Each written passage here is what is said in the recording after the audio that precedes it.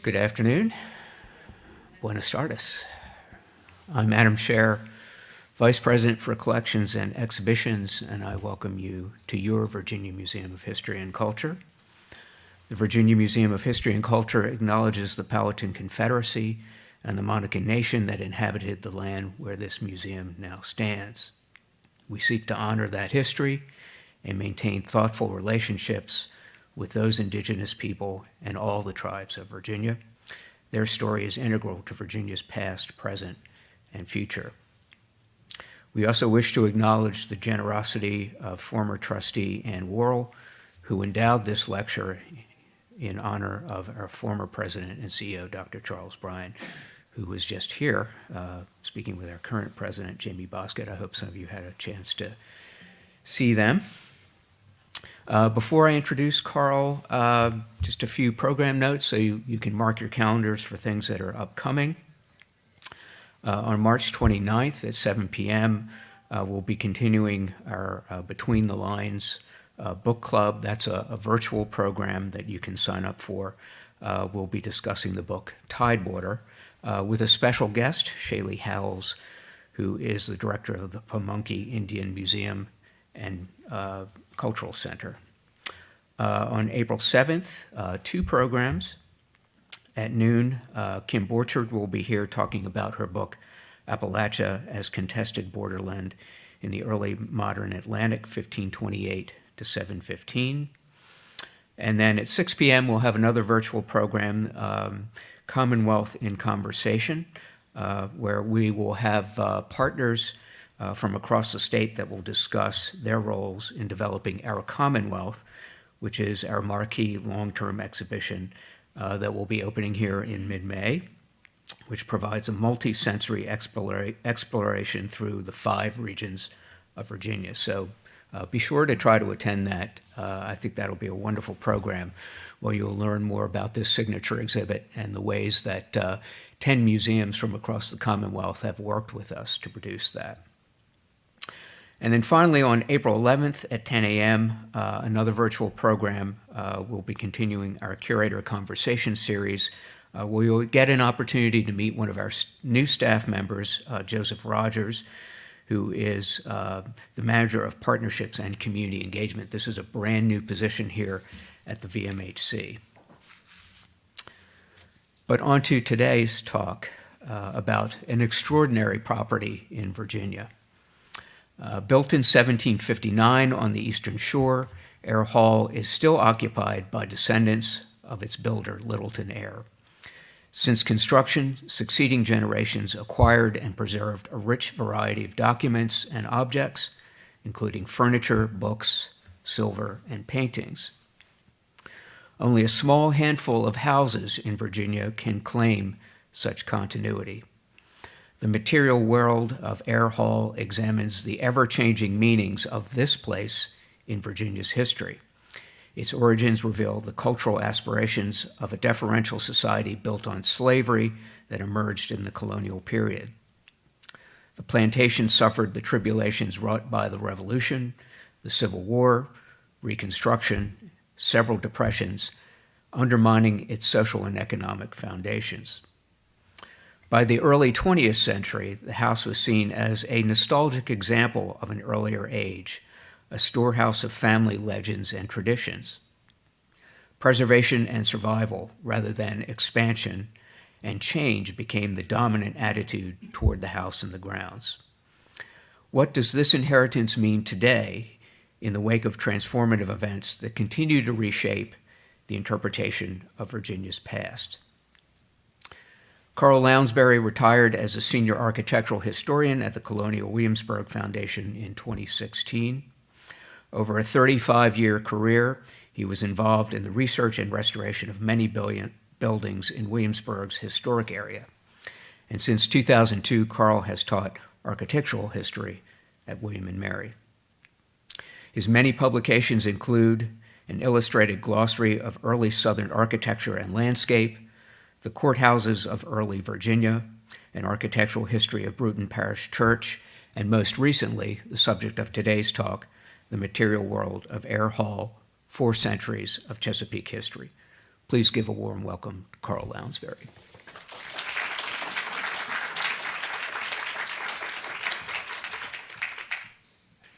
Thank you, Adam. I appreciate the introduction. I'm told that this is also going out over various social media, so that we have a large crowd, some I can see and some I can't. I'd like to thank at the very beginning here Jamie Boskett, who was actually very instrumental in our publication of this book. He recommended a publisher who we went with, and we're absolutely thrilled with that publisher, Giles, in England. So thank you, Jamie, for that. I'm also told by Furlong Baldwin, the owner of Eyre Hall, to remind everybody that the gardens at Eyre Hall are open every day. You can just drive down and see them, and especially on April 30th, there will be an open house, part of the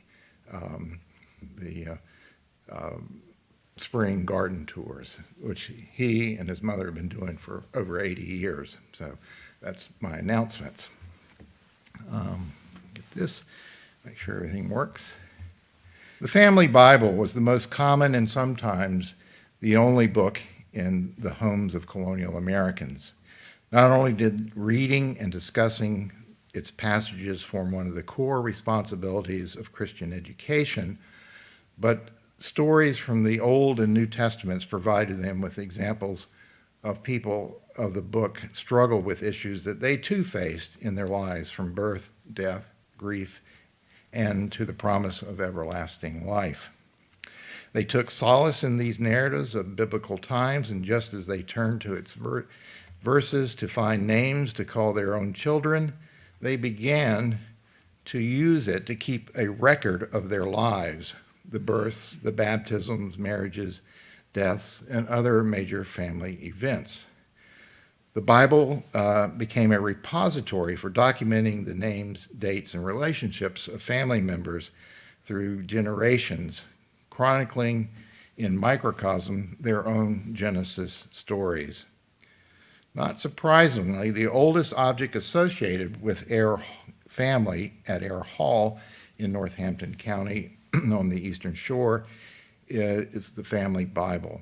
Unfortunately, the first few pages, including the title page of the Old Testament, was ripped out at some time, leaving the date of its publication and uncertain, and probably removing any genealogical inscriptions that may have been recorded by the family. However, it was bound at an early time with a copy of the Anglican Book of Common Prayer, the Book of Psalms, and the New Testament. The latter two retain their title pages with the publication place and date, Cambridge, England, 1638. Old enough to have been in the possession of Thomas Eyre, the very first of that family in Virginia, who died in 1657, it seems highly likely that it was in possession of his grandson, Severn Eyre, and you're going to get a lot of names repeated over and over. There are 6 or 7 Severn Eyres, when he died in 1728. On his death, the Bible was inherited by his son, Littleton Eyre, and has remained in the family ever since. Littleton Eyre may have continued the habit of inscribing his family's traditional life events in the missing front pages, but he also found it an appropriate place to record his own particular achievements. 5 years after his father's death, the 23-year-old Littleton boldly inscribed in youthful script along the outer margin of one of the pages in the Book of Common Prayer, quote, Littleton Eyre, his name 1733, he being sheriff that year, end quote. It was the declaration of an inspiring man eager to make his mark in the world. What had precipitated this extraordinary outburst of pride was his selection on June 12, 1733, by the Northampton County magistrates to be a sub-sheriff, sort of like the Barney Fife of Mayberry, really, whose job it was to do routine works for the sheriff, including apprehending petty thieves, remanding debtors to prison, serving writs and maintaining order in the courtroom.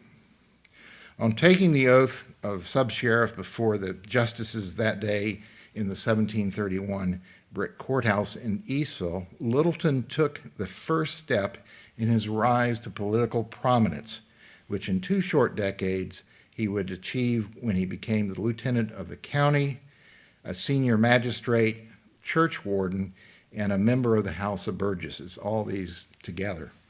The biblical inscription was but the first of many signs of Littleton Eyre's striving ambition. In this family story, Littleton Eyre, the 4th generation of heirs on the Eastern Shore, is the first individual whom we can recognize as personalities whose characteristics are evident not in his words, but in his actions.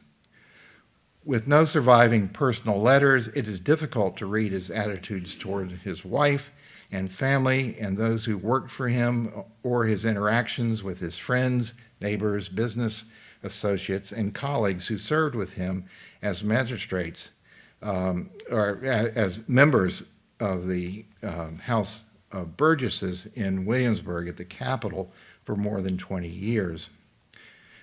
Few left their candid impressions of him. We know next to nothing of his religious beliefs other than he served faithfully as the church warden and vestryman of Hunger's Parish Church that you see here, and he oversaw its construction in the early 1740s. Though he had a propensity to scribble his name in the margins of the Bible and even sketched a profile of a ship on one page, we don't know how frequently he opened it to read and take comfort in its words. It is from the success of his varied business interests and the many public offices that we can catch a glimpse of a man who worked hard, was fair in his dealings, and earned the trust and respect of his friends, associates, and the common folk. He may have harbored doubts in his mind, but he comes across as a man who is confident in his judgments and comfortable with his responsibilities, as well as the perquisites of his class. Over his lifetime, Littleton increased his holdings tenfold, amassing more than 5,000 acres of land on the Eastern Shore, most of them in Northampton County. I'll show you that it's located here at the bottom. There's Northampton, and then just above it is Accomack, and then there's the wilds of Maryland just above that. Without a doubt, the most significant of those land deals was the purchase in 1754 of land on Cherrystone Creek, which belonged to a distant kin. In the late 17th century, this land had come into the possession of William Kendall, who lived on the north side of the creek. In 1658, he married the widow Susanna Baker Eyre Pott, who was Littleton Eyre's great-grandmother. Shortly afterwards, Susanna and William Kendall had a daughter named Mary, who later inherited the property after her marriage to Hancock Lee, the first of the Lee family, and lived there with her husband before moving in the late 1680s across the bay to Ditchley, a Lee family plantation in Northumberland County in the northern neck.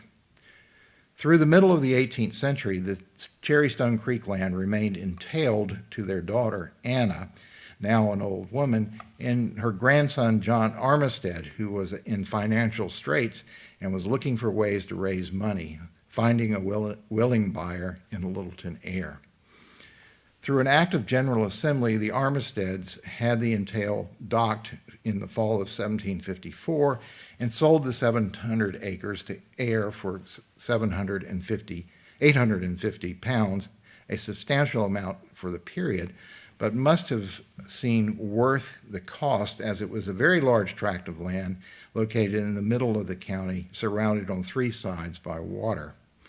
One last hurdle for the transaction was the approval of the act by the Privy Council in London.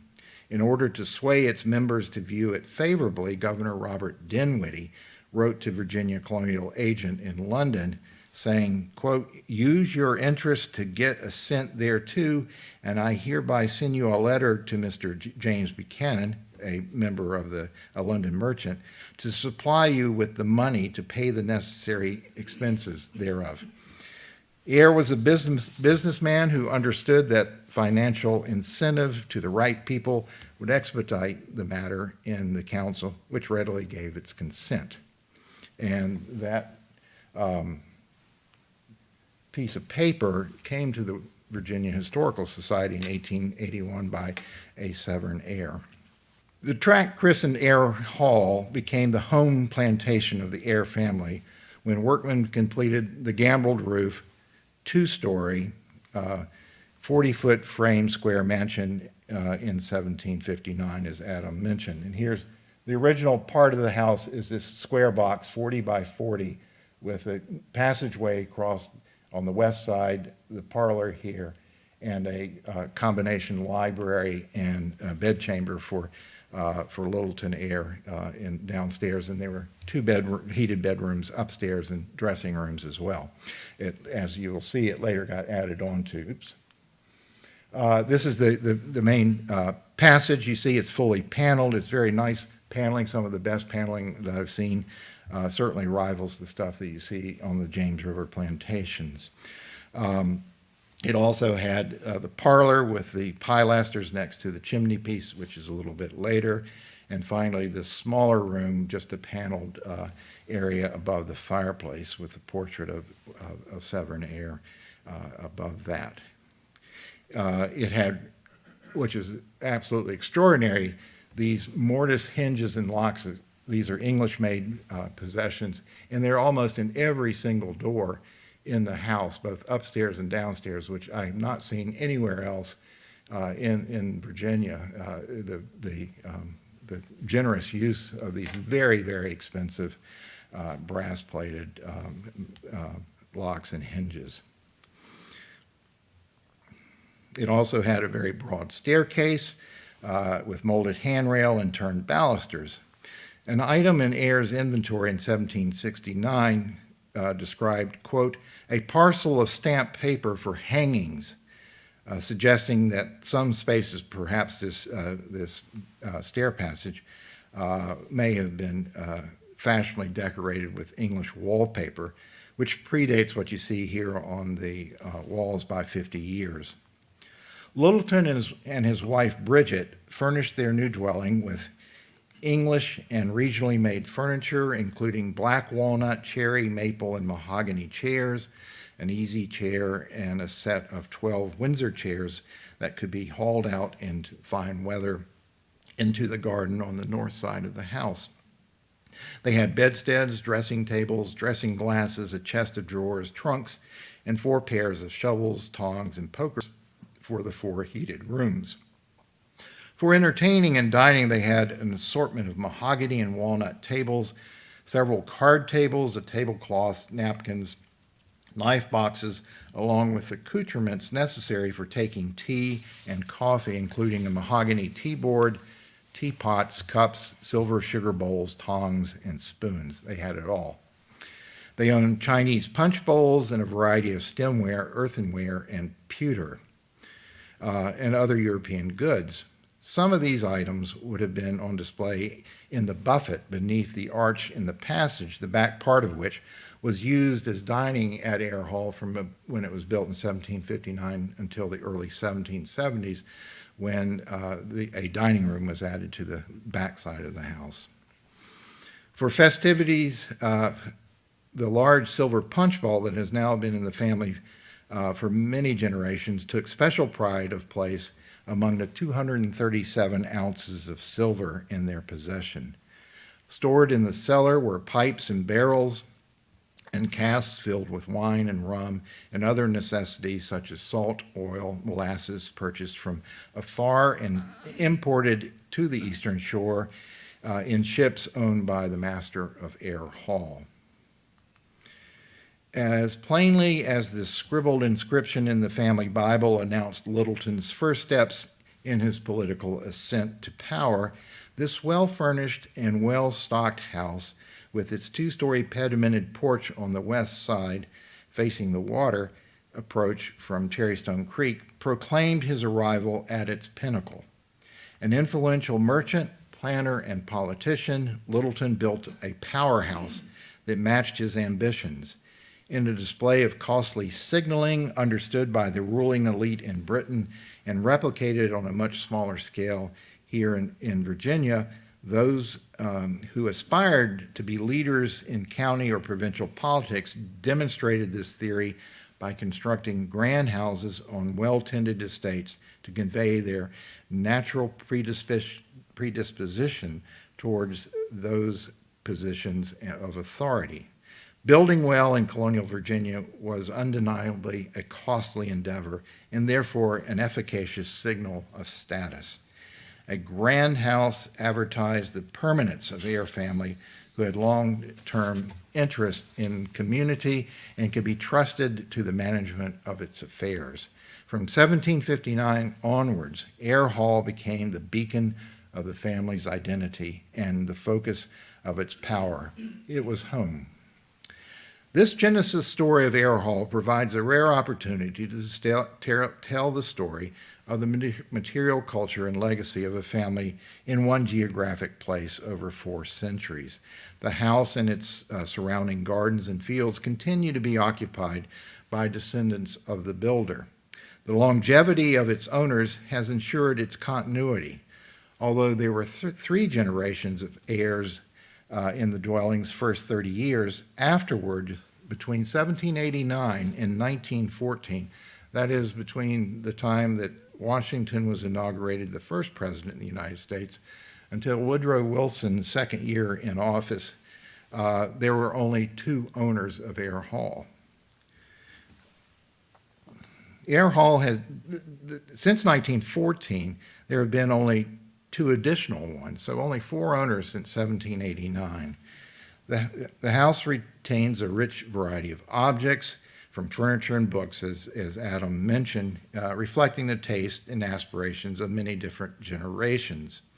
Only a small handful of houses, as he mentioned, can boast of the collection of longevity as well as all these objects still being in the family's possessions. Some are well known, such as this card table designed and built by Anthony Hay, the colonial cabinet maker in Williamsburg. Most are more prosaic, but speak of changing fashions and tastes of family members over several generations. From 2017 until 2020, I had the opportunity to explore this family history when I was asked by the present owner of Eyre Hall, Furlong Baldwin, to document the house and its possessions. In the initial scheme, my task was to oversee the creation of a catalog raisonné of the rich and diverse collection of decorative arts. You should understand that as an architectural historian, I was not the most obvious choice to undertake such a project. In my line of work, a dresser or a bookcase are things that get in the way when you're trying to locate ghost marks of a blocked doorway or evidence of long-lost staircase. And the carpets are things you pull up to look for evidence of patched mortises and floorboards where missing partitions may have stood. I agreed to take on the Eyre Hall proposal with a few caveats. First, I would be able to call on help from curatorial experts who had been my colleagues for many years at Colonial Williamsburg. I also convinced a few old friends who had worked in this region as independent scholars that they would have the chance to showcase their knowledge of the furniture, ceramics, silver, books, and musical instruments that proved too intriguing for them to say no.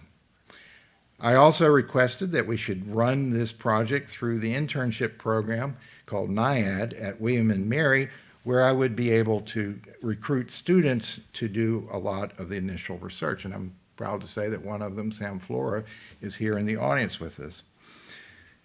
Although the house and many of its objects have been known to specialists in the fields for years, I realized that through the contours that had been mapped out, much of the work of documenting the place and its inhabitants had been exhaustingly analyzed. Familiarity can often breed complacency by thinking that there is nothing new to be learned from treading old ground. But one of the things that I've learned from all my years at Colonial Williamsburg was that no site yields up all its information, in part because we continue to ask new questions about it, and so it proved at Eyre Hall. By digging deeper into documents, we found the names of individuals who made objects and others who played large and smaller roles in this place over time. We could then make connections to other individuals or sites or events that shed light on some familiar or completely new aspect of an individual event or object. The Williamsburg cabinet maker, Anthony Hayes' account for making a card table became a revelation to the CW curators when I showed them this document. Surprising, too, was Severn Eyre's miscellany book that documented his travels to the hot springs of Augusta County in 1762 in search of relief from chronic bad health. His detailed itinerary of the names of places that he stopped on his way to the mountains included Mrs. Jefferson at Shadwell. Further on, there is a faint pencil sketch that shows how to get to Shadwell. Basically, go to the first range of mountains and take a left at the Rivanna River. Who drew it? Was it young Thomas Jefferson for another William and Mary alum? Connections began by recovering names, which led to amazing discoveries as well as to dead ends. I am not sure what to make of Mariah Wilson, who etched her name with some friends and relatives on William L. Eyre's front door sidelight at Ayreville in the 1840s, and then again inscribed her name with old Tom Turkey Jarvis inside a heart on a page in one of Scott's Waverley novels in Eyre's library. Was she some incipient vandal or a silly schoolgirl whose boredom and love interest reveal something about the cultural life of antebellum society on the Eastern Shore? These coincidental markings of a long ago visitor to Ayreville may not lead anywhere, but you never know until you try to make them. One of the first things I did when I started the project was to recruit a host of bright students to lay siege to the wills, the depositions, inventories, account books, and private papers in local records office, as well as at Eyre Hall. Over several semesters, more than 24 students signed on to read and transcribe Northampton County court records, extract personal property tax records, as well as transcribe Severn Eyre's miscellany book, with its reference to Prime Minister George Grenville of the Stamp Act fame.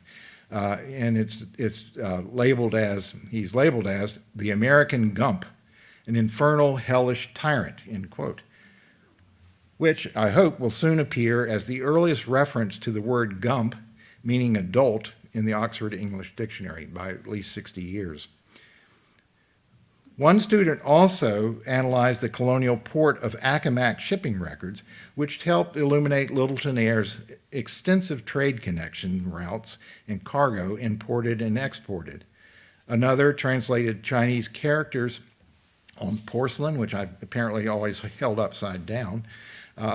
Still others inventoried more than 600 books, excavated a slave quarter, and measured and drew outbuildings. Their efforts were impressive, so much so that I asked 5 of them, including Sam, to contribute to the material world of Eyre Hall by writing on special topics such as spas, horses, and land ownership that interested the Eyres across several generations.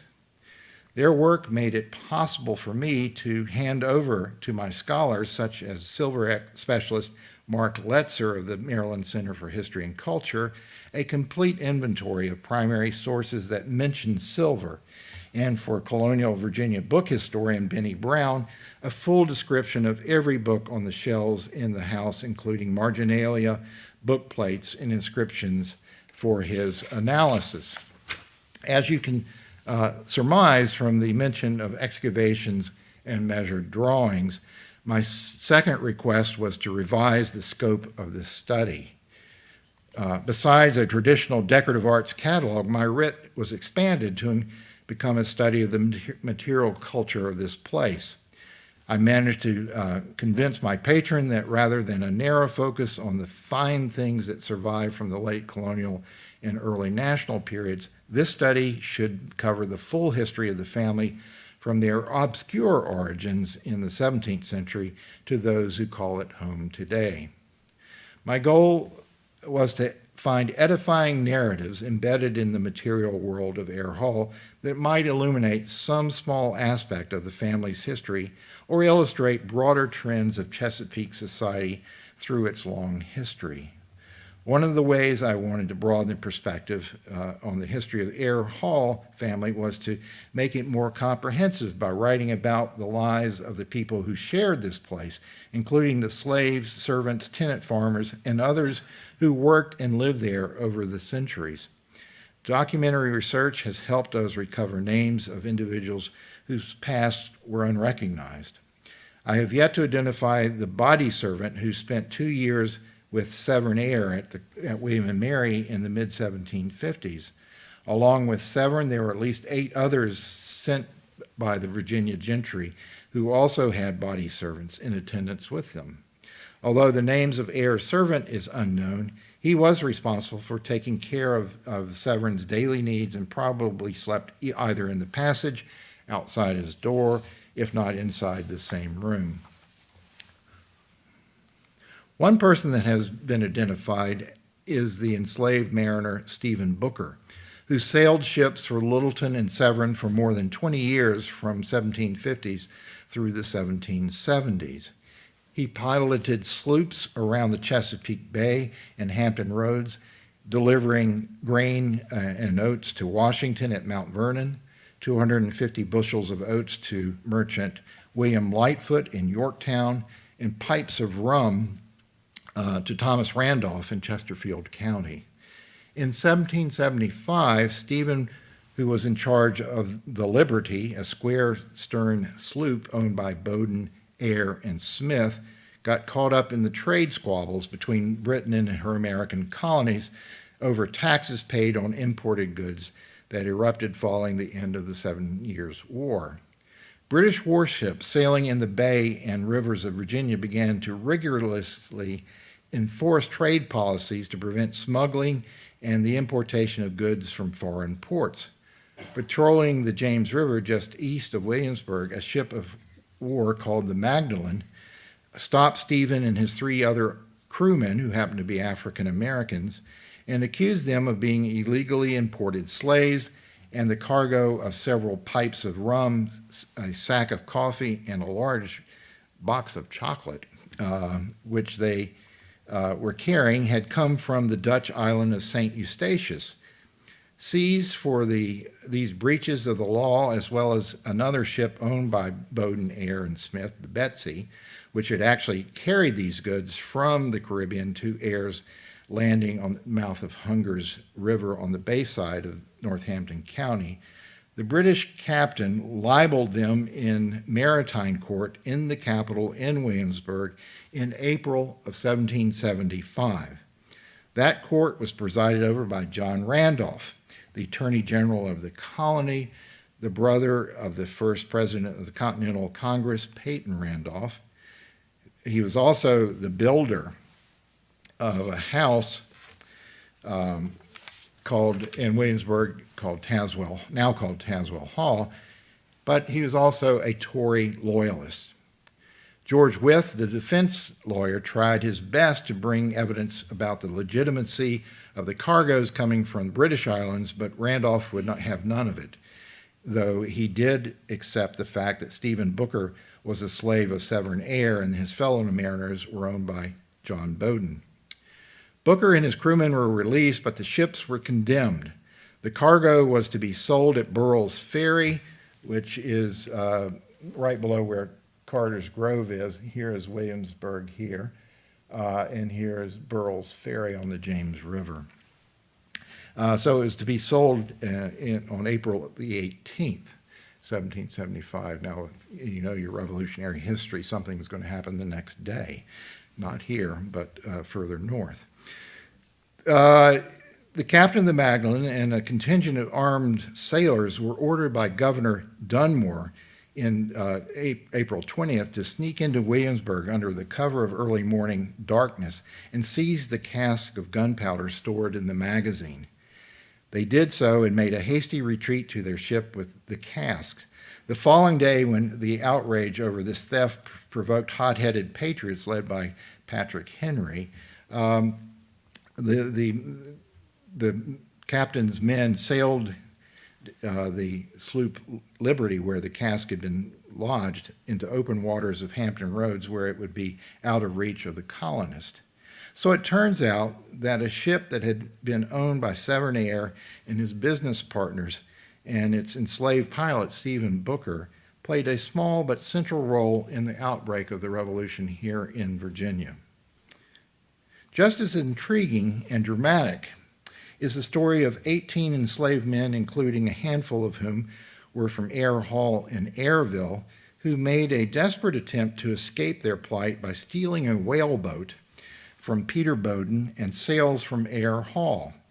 These men must have included a number of experienced watermen, for they managed to rig and sail it down the bay and around Cape Charles into the Atlantic Ocean, where they navigated it. So they probably stole it from about here, and they took the sails, this is where Eyre Hall is, and they sailed around here, Cape Charles, and then headed up the Atlantic Ocean.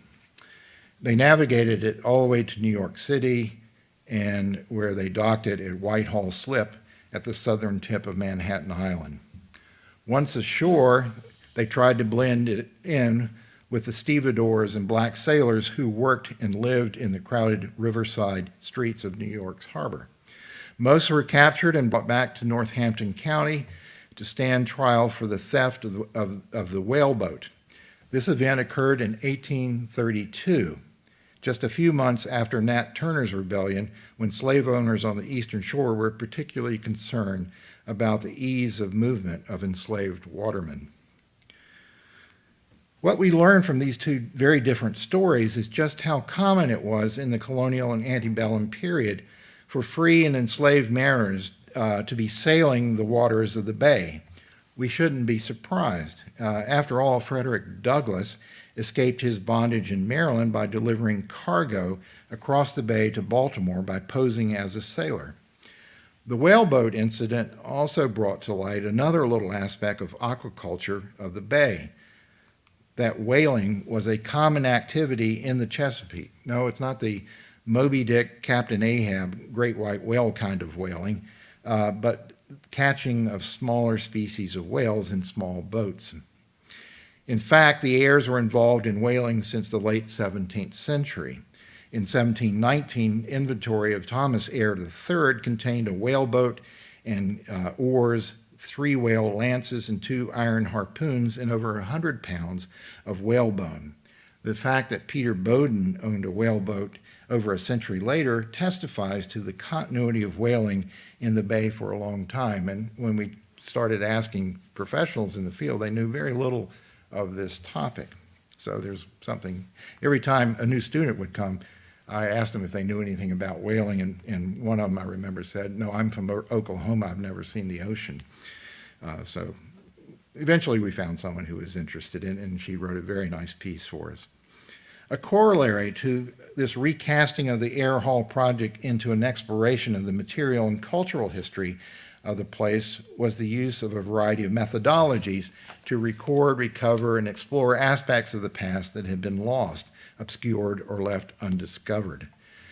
Some involved new technologies. Landscape architect Will Riley sent his drone into the sky to sort the original layout of the house lot and garden to the north and tease out changes made in the garden design in the early 19th century.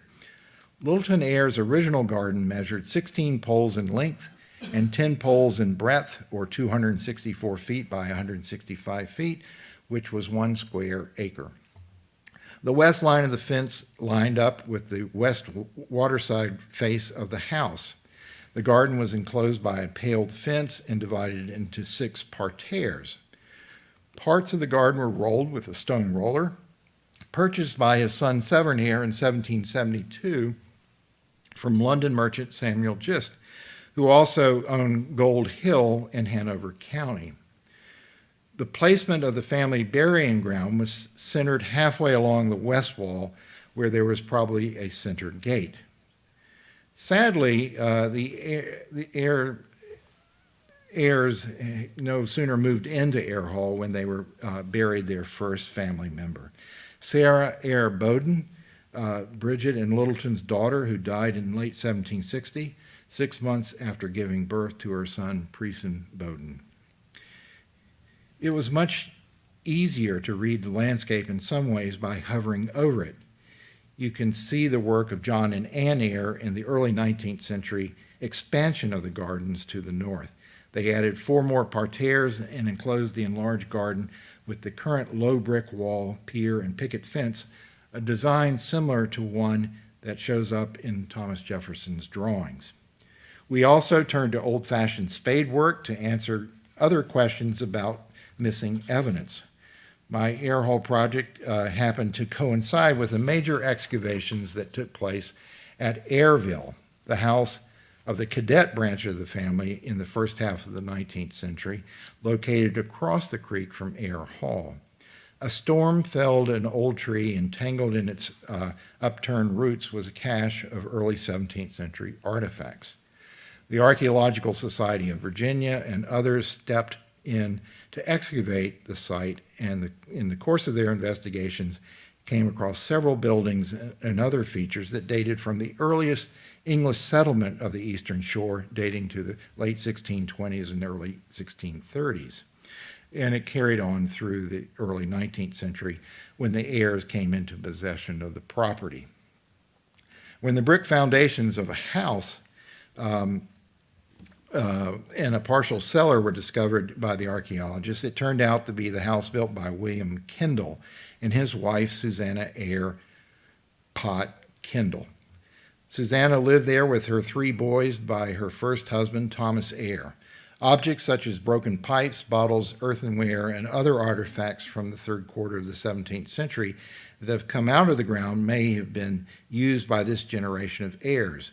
Again, purely by coincidence, one of the excavators of Ayreville turned up in one of my classes at William and Mary, and I discovered that her thesis was in the anthropology department was the material culture of the 17th century Kendall site.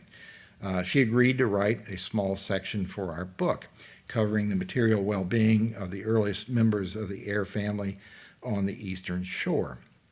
Combined with room-by-room inventory that survives for this house, we can measure the relatively modest late 17th century living standards against the plethora of things that descendants who lived across the creek at Eyre Hall possessed a century later, as well as these 3 generations of heirs who lived there in the first half of the 19th century. At Eyre Hall, we had the chance to answer some questions about the original home lot, fencing, and domestic quarters by selective archaeological testing of our own. When we first started, we had hoped to locate evidence of the 10 slave houses mentioned in the 1860 census records, and unfortunately, we couldn't find those. And you can see in this 1870s plat right here, where next to the big E are a series of black dots.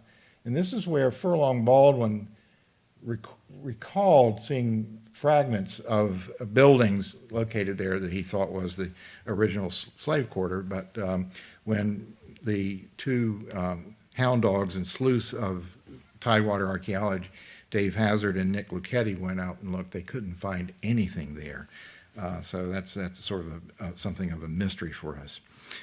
Failing that, we did hire Nick's crew to do limited testing at a domestic quarter that had been built in the late antebellum period just behind the old kitchen, which was only torn down as late as 1956. The excavation revealed a 24 by 20 foot house that stood on brick piers. Test units also revealed the location of the boundaries of the late 18th century home lot that was noted by dotted lines in the 1796 insurance plat. What was unusual was that this fence line was not supported by wooden posts, but by brick pillars. In the west yard, facing Cherrystone Creek, there was an 8-foot gap in the brick foundations of the fence line that we found, indicating that that was where a formal gate on center with the 2-story pedimented portico was located, which only underscores the point that the west gable facing the water of Cherrystone Creek was the presentation front of the house, not the south entrance porch as it is today.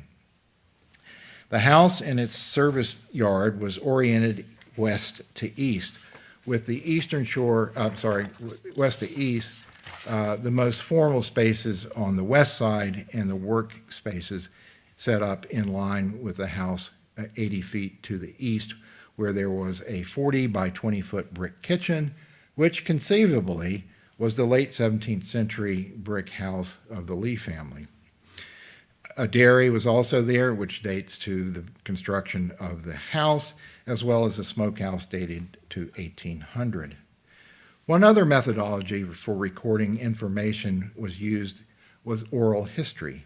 I enlisted George McDaniel, the former director of Drayton Hall and an ethnographer who has specialized throughout his career in coaxing individuals who have been generally overlooked in the historical documentation to tell the stories of their lives.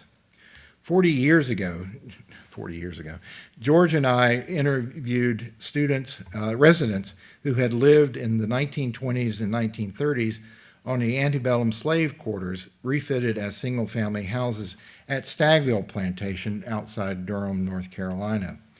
The information told us where wells, woodsheds, and privies had been. They outlined the range of swept yards and fences that enclosed the gardens and flower beds. They indicated where hogs had been butchered every December, places where dances were held on Saturday evenings, and groves where the dead were buried. We could populate our site plan with these cultural details. Their vivid recollections describe a vibrant and tightly knit community. Some spoke wistfully of their earlier lives, but none harbored any illusions about the circumscribed horizons they faced as sharecroppers. George conducted a series of interviews with a number of African Americans whose extended family worked for at least 3 generations at Eyre Hall from the 1930s through the 1970s. Some could recall an era when horses still plowed the fields and the Eastern Shore suffered through the Great Depression. Others who grew up there after World War II have memories of a tightly knit community of aunts, uncles, and cousins in a place they called home. The garden looms as a magical place of refuge and imagination in the memories of both the Baldwins as well as the Bagwell and Foreman children who recalled playing and strolling through the boxwood-lined paths. This history and the material culture of Eyre Hall Plantation illustrates the ever-changing meaning of this place from the 17th through the early 21st centuries. Eyre Hall, in some ways, is a microcosm of Virginia history. The house and its objects, the gardens, the fields, are emblematic of this kind of society that was built on slavery and suffered many disturbances wrought by wars, emancipation, and technologies and agricultural depressions, which undermined the plantation's social and economic foundations. Although unique circumstances shaped many aspects of its history, the fortunes of Eyre Hall and its material legacies might be read in the context of these broader events, which leads to the question that Adam mentioned.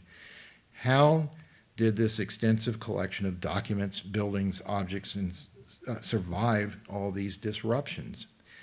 And what does this inheritance mean today in the wake of transformational events that occur just outside these doors as recently as this year and the previous one, continue making us to reassess what the historical narratives are all about? These are the questions we can only answer at places like Eyre Hall, where the material culture in their old hierarchical society is largely intact. Because so much remains of its original in its original context, the significance of these things extends far beyond their aesthetic qualities, which have absorbed so much attention of decorative arts scholarship. Make no mistake about it, there are some very fine pieces here, but as an ensemble, they have taken on a variety of meanings over time according to family circumstances and changing perceptions of the past. The goal of the material world of Eyre Hall was not only to identify and define those things that have been preserved at Eyre Hall, but to recover some of the stories associated with the people who made, used, and preserved them. This site and its objects revealed changing narratives that defined and redefined the meanings across several centuries. As noted in my introductory profile of its builder, Littleton Eyre, the construction of Eyre Hall in the late colonial period was an assertion of his ambitions to be a leading political and social player in the affairs of the province. For at least 2 or 3 generations, when the prestige of the planter elite was at its height, Eyre Hall was a powerhouse that signified the family's preeminent status in this slave-owning society. In terms of the objects that inform the catalog raisonné, most date from the time of John and Anne Eyre's tenure at Eyre Hall. After his 2 older brothers died, John inherited the house in 1789 and married Eastern Shore native Anne Upshur in 1799. During the first 30 years of the 19th century, they remodeled the house, raised the dining room wing that his father, Severn, had built in the early 1770s to 2 full stories, and attached a housekeeper's quarter in the eastern wing. So this is the section that was added between 1805 and 1807, as well as this was the older part of the dining room that also got raised by Anne and John Eyre. They also rebuilt the north and south entrance porticos, installed fashionable neoclassical mantels and thin mutton window sash. The pattern in the oranges of consumer goods matches the broader trends of household goods. Once made locally or in Williamsburg, gave way to regional markets such as Norfolk and Baltimore. High-end consumer items such as jewelry, silver, books, and porcelain starts as British imports, but were supplanted in the 19th century by American craftsmen and manufactured in large cities such as Philadelphia and New York. The Eyres filled the interiors with these new things, more silver, ceramics, and furniture, including painted Baltimore pieces. They papered the rear stair passage with scenic French paper of 1817, called the Scenes of the Bosporus. Perhaps the most revealing objects are the musical instruments, including a barrel organ and flutes that came into the house with Anne, along with hundreds of pages of sheet music, which was bound in 4 volumes after her death in 1829. Outside, not only did they enlarge and wall in the garden, but Anne prevailed upon her husband to build a greenhouse in 1819. Sadly, this couple who loved to entertain, had no children, but filled their house nonetheless with the extensive collection of cousins. Gradually, over the course of the 19th century, with the transformation of agriculture and trade along with disruptions wrought by the Civil War, the lands at Eyre Hall were still productive, but no longer sustained the family's prosperity. By the 1870s, Severn Eyre, who had inherited the estate from his great-uncle in 1855, had invested his money in steamships and railroads and rented out his fields to neighboring farmers. He made few changes to the house and its furnishings. In the early 1880s, Severn and his family of 3 young children settled in Baltimore, where they would be educated and introduced to polite society. The Eyres took up residence at their country retreat during the summers. They also returned to be buried in the family graveyard, their graves marked by large rectangular ledger stones laid flat on low brick walls, following the funerary style set by the first burial of Sarah Eyre Bowden in 1760. In the early 20th century, Eyre Hall was seen as a nostalgic exemplar of an earlier age, a storehouse of family legends and traditions. Preservation and survival, rather than expansion and change, became the dominant attitude toward the house and grounds.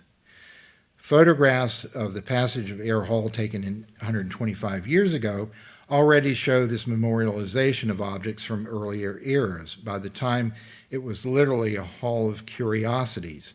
Littleton Eyre's crossed swords that you can see just behind this lamp there from the French and Indian War was still there, as well as this spyglass that was hanging there for many years. Also in the hall that hadn't been changed very much were the prints that you saw of English country houses as well as race horses, reminding them that horses were an integral part of the Eyre family over many, many generations. Preserving this inheritance became the guiding principles of the most recent generation of stewards. Margaret Taylor Baldwin and her son Furlong Baldwin, who had been in ownership since 1914.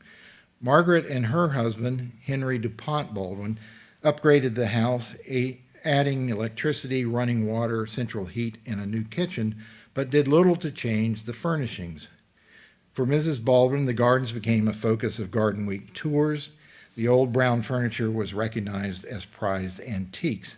In the 1930s, the Baldwins must have been one of the first historic house owners to call upon James Coger and other curators at Colonial Williamsburg. They wrote letters filled with questions about the preservation of their old objects. From this period onward, the family focused on preserving and restoring the fabric of Eyre Hall. This inheritance became a place of memory and was seen as an assertion of the resiliency, the fortitude, and the good luck of a family that had managed to hold on to such a legacy. In recent decades, Furlong Baldwin has generously shared his amazing collection of objects with scholars and opened his gardens to the public. The obligation to preserve the house, the land, the objects have become the ethos that has bonded the living to their ancestral inheritance.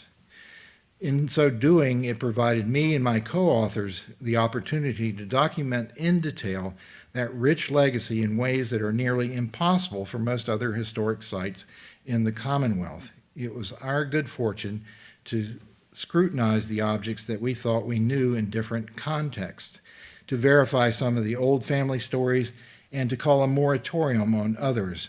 Just like a cardiologist, our work has been to clean out the hardening arteries of lore and legend by inserting a stint of historical research.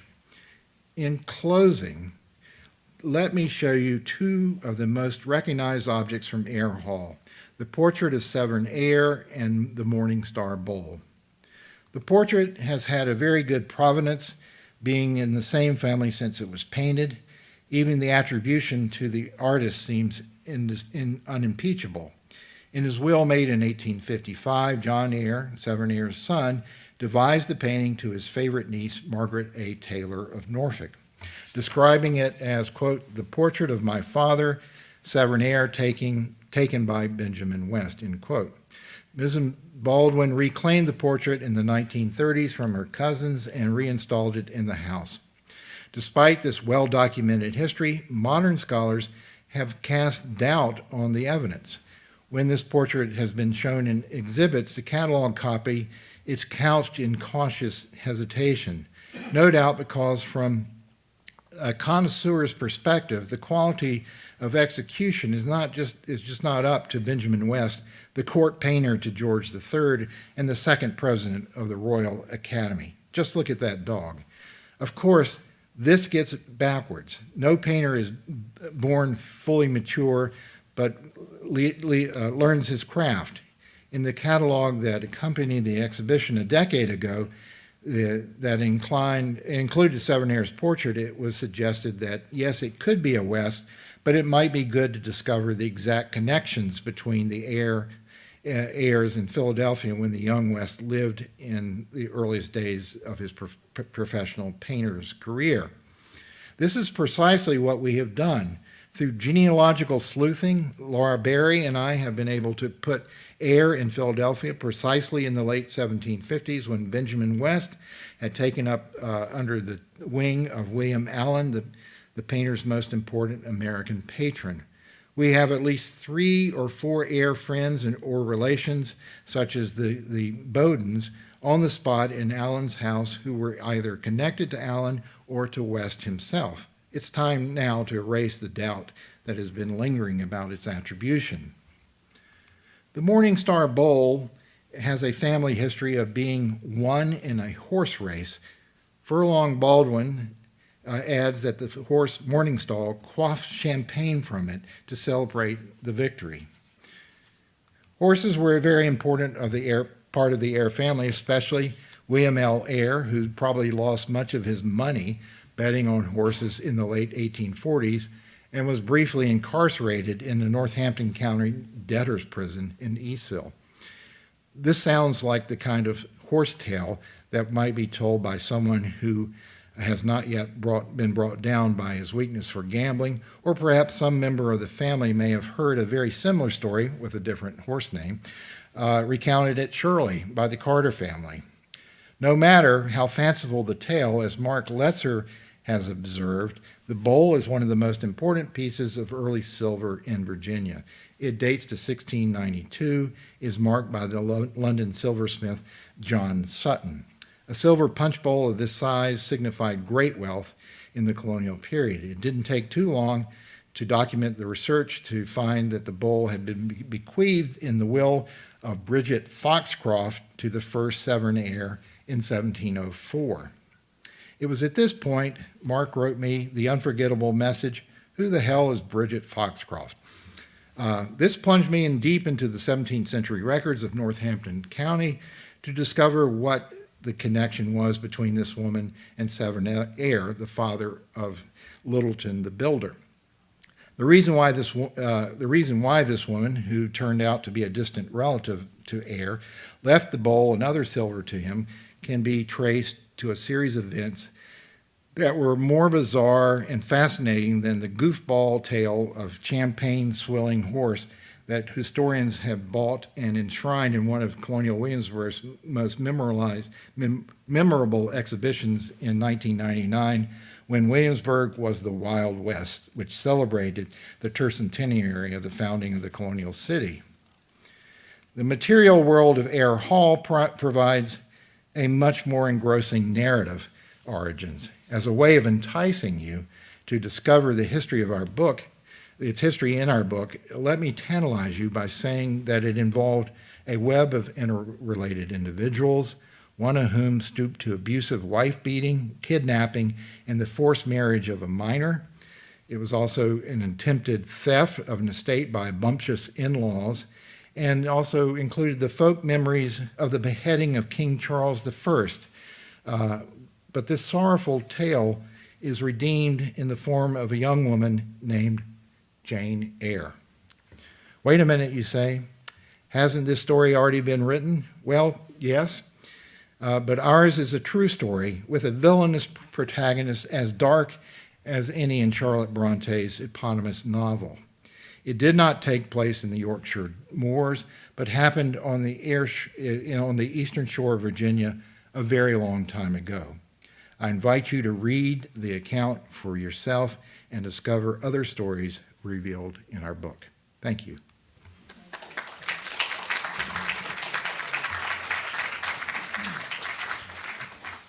And we do have time for some questions.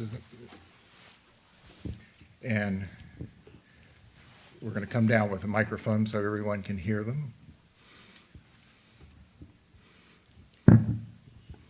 I actually have three, but one you kind of already answered. In the 1990s, there was a huge tornado that went through and took down, ruined the campground at Cherrystone and took down all of the trees coming down from Route 13. Right. Did they ever replant those? Or is it? Well, I can tell you what happened at Eyre Hall. That's what I'm talking about. Yeah, okay. Yes, it knocked over the two tall chimneys on the house, and one of them came falling down on top of the back porch, which collapsed that, knocked a hole in the sides of the walls, and underneath that they discovered a cache of thrown away porcelain from about 1780 or 90, not buried, but just brushed under there. So that was the good thing. Also, the water came pouring in and almost completely ruined that wallpaper in the Great Hall. Many trees were taken out in front of Eyre Hall as well. Furlong Baldwin said he just wept.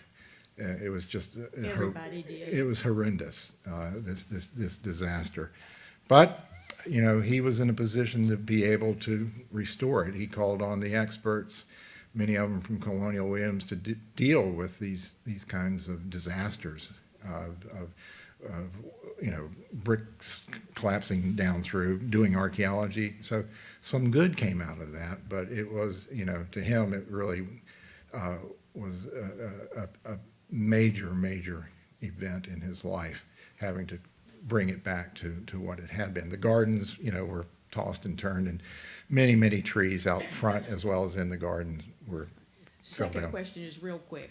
Yes. Are the fireplaces still in the bathrooms? Yeah, well, yes, they are. I know they don't use them. Well, I did. No, not the bathroom, you use the fireplace? Oh, no, sorry. Sorry. No, they don't burn fires in I know their that, but bathrooms. are they still? They're still there, running? yes. Okay. Two things, yeah. I've been in the house several times, and Yeah. two things that impressed me the most were the fireplaces in the bathrooms and the French wallpaper. Yeah, I mean, that wallpaper is pretty magnificent.